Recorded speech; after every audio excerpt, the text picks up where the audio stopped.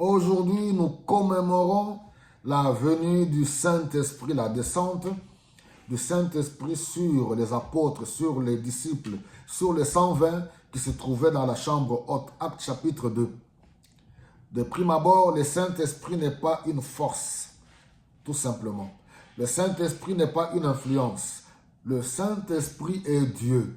Quand on lit dans Jean chapitre 14, lorsque Jésus-Christ commençait à s'entretenir avec les disciples par rapport à son départ imminent, Jean chapitre 14, 15 et ainsi de suite, il dit qu'il est avantageux que je m'en aille. Car si je ne m'en veux pas, le Père n'enverra pas le consolateur, c'est-à-dire l'Esprit de Dieu, qui vous conduira dans la vérité.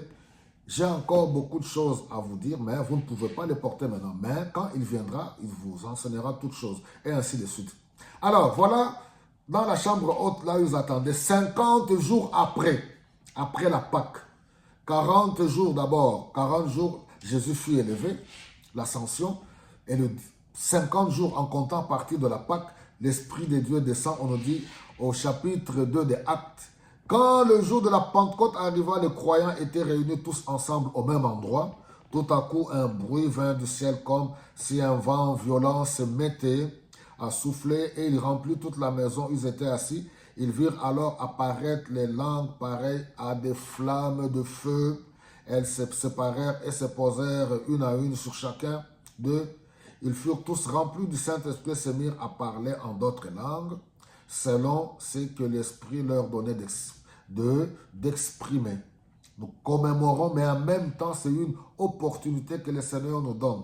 C'est un temps nouveau, le temps de renouveau. Peux-tu encore te confier aujourd'hui pour que le Seigneur te renouvelle? Nous vivons la Pentecôte tous les jours. Ici, c'est juste pour commémorer la Pentecôte au quotidien.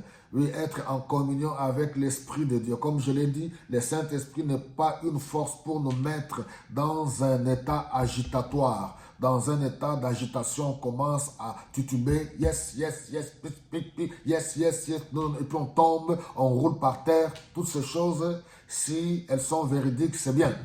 Mais le Saint-Esprit est Dieu. Le Saint-Esprit n'est pas venu pour faire de nous des danseurs. Pour aller tout simplement, je ne suis pas contre la danse, aller danser dans des concerts gospel. Mais si aussitôt après, vous qui avez dansé dans des concerts gospel, vous vous retrouvez encore dans des concerts mondains, c'est-à-dire que vous n'avez encore rien compris. Parce que le Saint-Esprit est Dieu. Alléluia. Il nous met à part. Il est là, il veut communier avec nous. Nous devons entretenir une relation